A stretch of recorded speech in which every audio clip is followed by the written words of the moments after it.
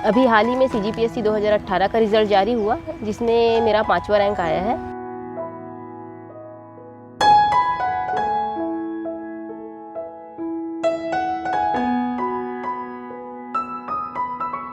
Bank exam और SSC JEE इसमें try किया था, लेकिन उधर भी मैं 0.25 या 0.5 ऐसे मार्क्स से चूकते गई थी। इस प्रकार मैं थोड़ी डिप्रेशन में आ गई थी।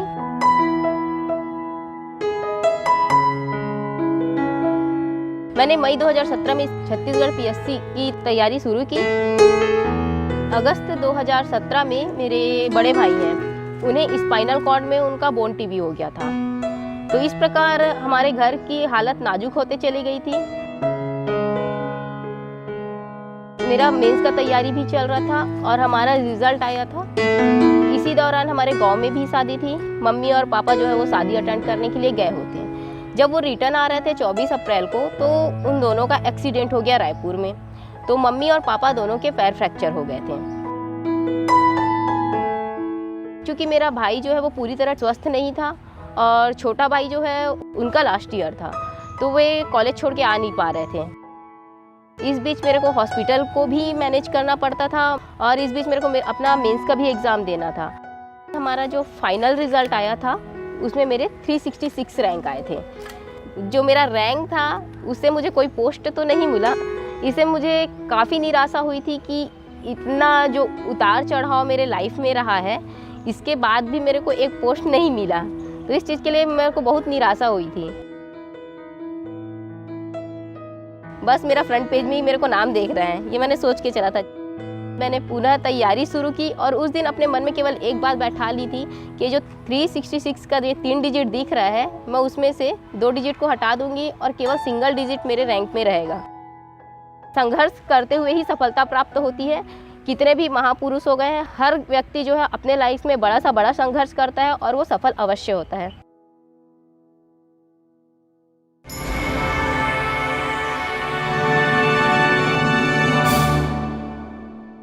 हेलो फ्रेंड्स, मेरा नाम सृष्टि देवांगन है।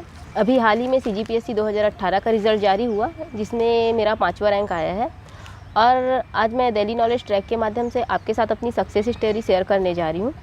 मेरे पिताजी भिलाई इस्पात संयंत्र में कार्यरत हैं। चूँकि पिताजी मेरे BSP में हैं, लेकिन कुछ निजी कारणों से हमारी आर्थिक स्थिति जो थी वो थोड़ी अप डाउन्स रही है। तो इन्हीं के चलते थोड़ी आर्थिक दिक्कतें हमें शुरू से ही रही हमारे घर में। और मेरी मम्मी है वो निजी स्कूल में टीचर रही हैं। तो इस प्रकार मेरे घर में मेरी मम्मी जो है मुख्य रूप से पढ़ाई के लिए हमेशा प्रेरित करती रही हैं मुझे। और शुरू से ही मैं पढ़ाई के प्रति हमेशा समर्पित रही हूँ। और जैसे कि क्लास 5th हो गया, क्लास 8th हो गया, हमेशा मेरे मार्क्स जो हैं 85 प्लस रहे हैं। और क्लास 10th में मैं टॉप 20 में थी।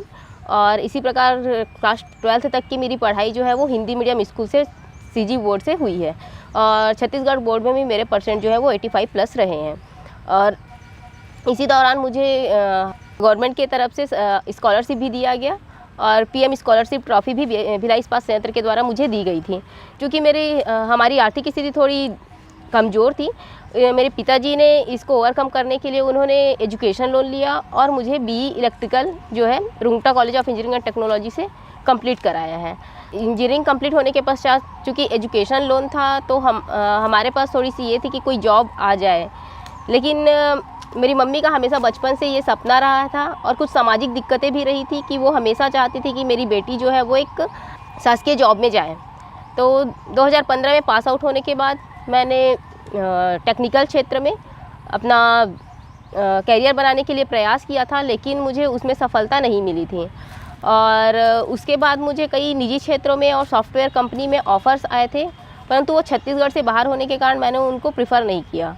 इसके बाद मैंने बैंक एग्ज़ाम और SSC JEE इसमें ट्राई किया था, लेकिन उधर भी मैं 0.25 या 0.5 ऐसे मार्क्स से चूकते गई थी। इस प्रकार मैं थोड़ी डिप्रेशन में आ गई थी।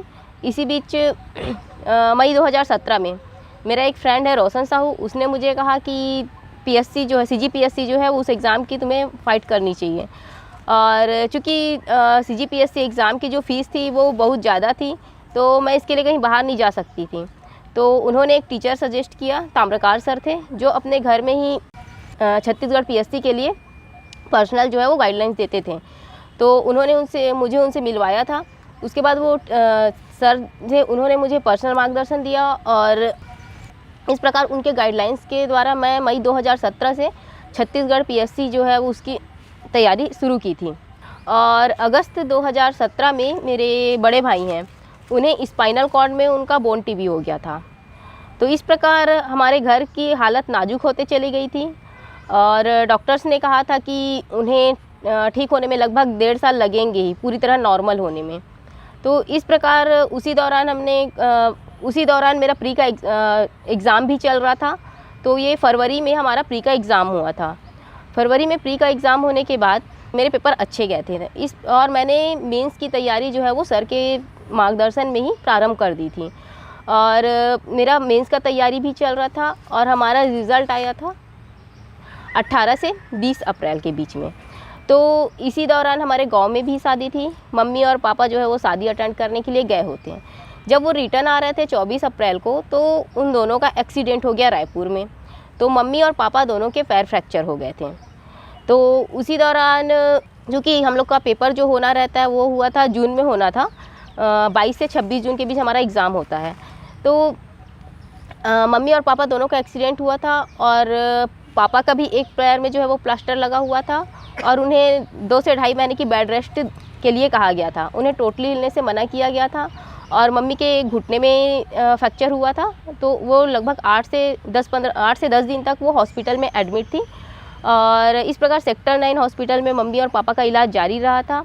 और चूँकि मेरा भाई जो है वो पूरी तरह स्वस्थ नहीं था और छोटा भाई जो है उनका लास्ट ईयर था, तो वे कॉलेज छोड़ के आ नहीं पा रहे थे कि वो थोड़े दिन रुके घर में।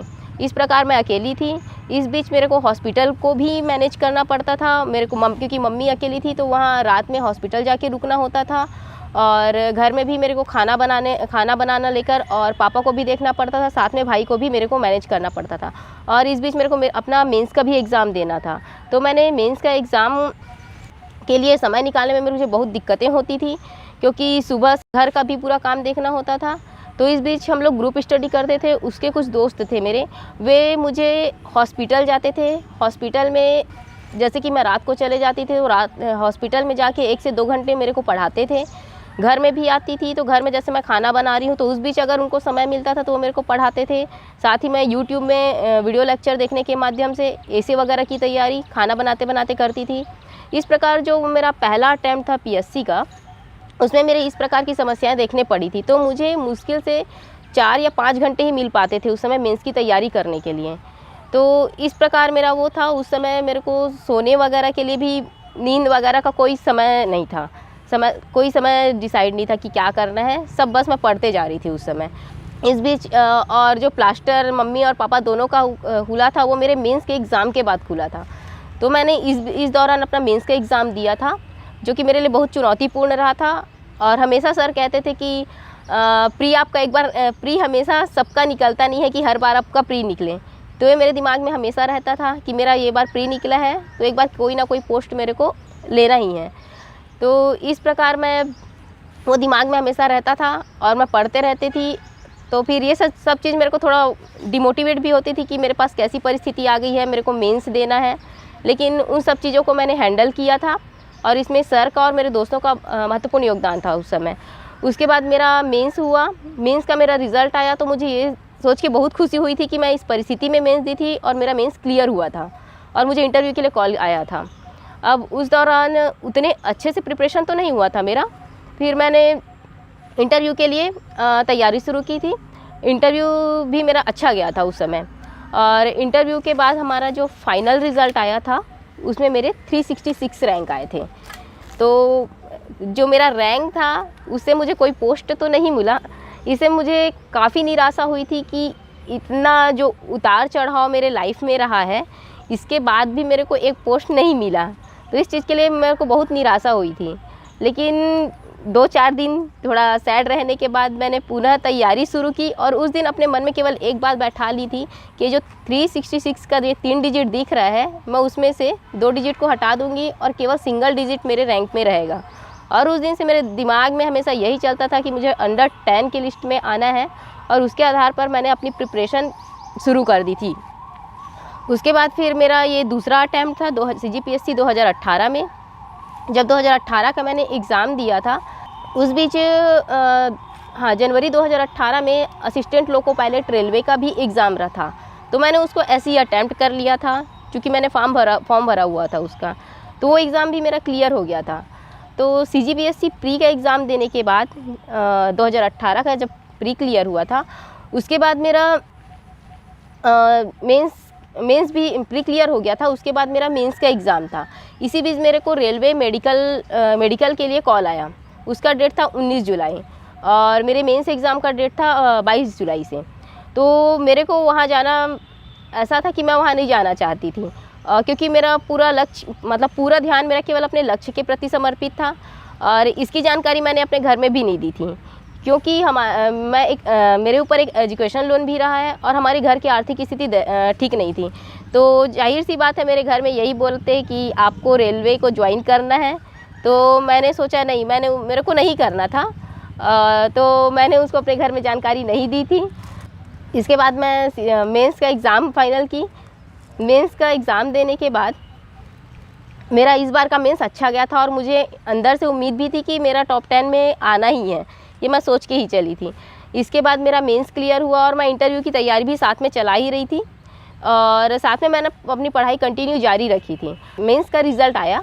रिज़ल्ट आने के बाद मुझे खुशी हुई कि मेरा इसमें था नंबर, और उसके बाद फिर मेरे कुछ दोस्त भी दिए थे, लेकिन उन लोग का नहीं हुआ था।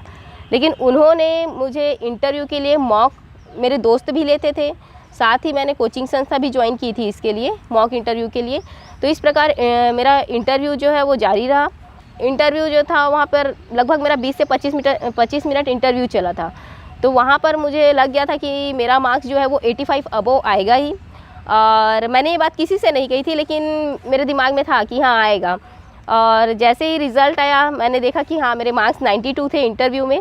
और जब रिज़ल्ट आया था, रिज़ल्ट वाले दिन जैसे ही मैं रिज़ल्ट का वेट कर रही थी कि 8 बजे से रिज़ल्ट आएगा, लेकिन जैसे ही ये रिज़ल्ट हमारा 9:35-40 के बीच में आया था, रिज़ल्ट मैंने देखा तो मैंने सोच के रखा था कि मुझे स्क्रॉल डाउन करना ही नहीं है, बस मेरा फ्रंट पेज में ही मेरे को नाम देख रहा है, ये मैंने सोच के चला था। जैसे ही मैंने देखा, मैं ज़ोर से चिल्लाते हुए अपनी मम्मी के पास गई थी, और क्योंकि मेरी मम्मी का एक बहुत बड़ा सपना था कि मेरी बेटी जो है एक ऐसे पोस्ट में रहे, एक सम्मानजनक प्रतिष्ठाजनक पोस्ट में रहे।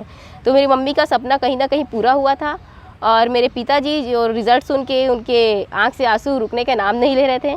ये एक बहुत बड़ा खुशी का माहौल था मेरे लिए, क्योंकि मेरी लाइफ में बहुत स्ट्रगल और संघर्ष रहे हैं। तो मैं यही सबसे कहना चाहूँगी कि अगर आप कोई बड़ा लक्ष्य या कोई भी लक्ष्य आप तय करते हैं, तो अपने लक्ष्य के प्रति हमेशा समर्पित रहें, और अपने जो निजी ज़िंदगी या अपने कोई पर्सनल लाइफ है, उसको अपने लक्ष्य के ऊपर कभी हावी होने नहीं देना है। भले आपको तय किया गया लक्ष्य देर से प्राप्त होगा, लेकिन यह अवश्य है कि आपको वो लक्ष्य आपका हमेशा सही समय पर और आपको प्राप्त होगा ही। और इस प्रकार हमेशा याद रखना, संघर्ष करते हुए ही सफलता प्राप्त होती है। कितने भी महापुरुष हो गए हैं, हर व्यक्ति जो है अपने लाइफ में बड़ा सा बड़ा संघर्ष करता है और वो सफल अवश्य होता है। धन्यवाद।